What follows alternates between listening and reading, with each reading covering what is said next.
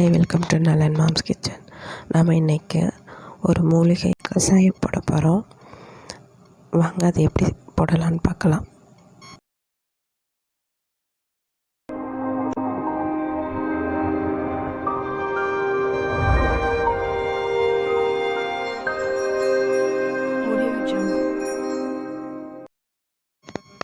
ஒரு சில்வர் பாத்திரத்தில் 400 ml அளவுக்கு நம்ம தண்ணி எடுத்துக்கிறோம்.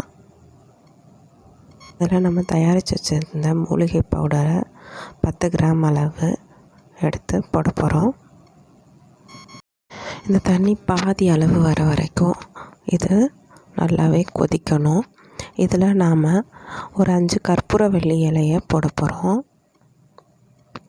உங்களுக்கு கற்பூரவள்ளி இலை கிடைக்கல அப்படின்னா நீங்கள் வீட்டில் இருக்கிற புதினா இலையை நம்ம இதில் போட்டு கொதிக்க வைக்கலாம். இந்த கஷாயம் நல்லாவே கொதிக்கணும். இந்த மூலிகை பழம் ஆல்ரெடி நம்ம இந்த சேனலில் சேர்த்துருக்கோம். அதோடய லிங்க்கை நான் கீழே கொடுக்குறேன். இது யாரெல்லாம் குடிக்கலாம் அப்படின்னா பெரியவங்க சின்னவங்க எல்லாருமே குடிக்கலாம். இது கபசுர குடிநீருக்கு இணையான ஒன்று தான். அது குடிக்கிறவங்க எல்லாருமே இதுவும் குடிக்கலாம். பெரியவங்க 100 மில்லி அளவு எடுத்துக்கலாம். சின்ன குழந்தைங்களுக்கு 50 மில்லி அளவுக்கு நம்ம கொடுக்கலாம். இதை நம்ம கண்டிப்பாக உணவுக்கு பின் தான் எடுத்துக்கணும். உங்களுக்கு சளி இருமல் எதுவுமே இல்லை அப்படின்னா வாரத்துக்கு 1 முறை அல்லது 2 முறை எடுத்துக்கிட்டால் போதுமானது. இல்லை உங்களுக்கு சளி இருமல் இருக்குது அப்படின்னா 1 நாள் விட்டு 1 நாள் எடுத்துக்கோங்க.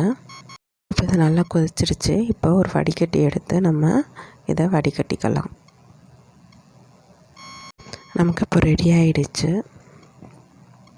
இது கசக்குமா அப்படின்னா இல்லவே இல்லை. இது கொஞ்சம் இனிப்பாக தான் இருக்கும். இப்போ இதோட நம்ம 1 ஸ்பூன் அளவு தேன் சேர்த்துக்கிறோம். இல்லை நீங்கள் தேன் இல்லை அப்படின்னா நாட்டு சக்கரை கூட சேர்த்துக்கலாம்.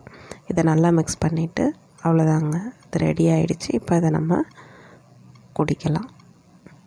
இதை நம்ம டெய்லி எடுத்துக்கலாம் அப்படின்னா நம்ம பாடி கொஞ்சம் ஹீட் ஆகும், அவ்வளோதான். மற்றபடி நம்ம இதை எடுத்துக்கலாம். உங்களுக்கு வயிறு புண்ணு இது இல்லை எதுவும் இருந்துச்சு அப்படின்னா அது சரியானதுக்கப்புறம் இதை எடுத்துக்கோங்க.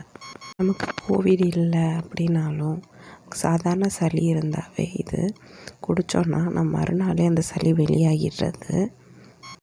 இது நமக்கு நல்ல ஒரு இம்யூனிட்டி பூஸ்டராகவும் இருக்குது. கண்டிப்பாக ட்ரை பண்ணுங்கள். No side effect. ஸோ நீங்கள் ட்ரை பண்ணிவிட்டு எப்படி இருந்துச்சு அப்படின்னு எனக்கு கமெண்ட் பண்ணுங்கள்.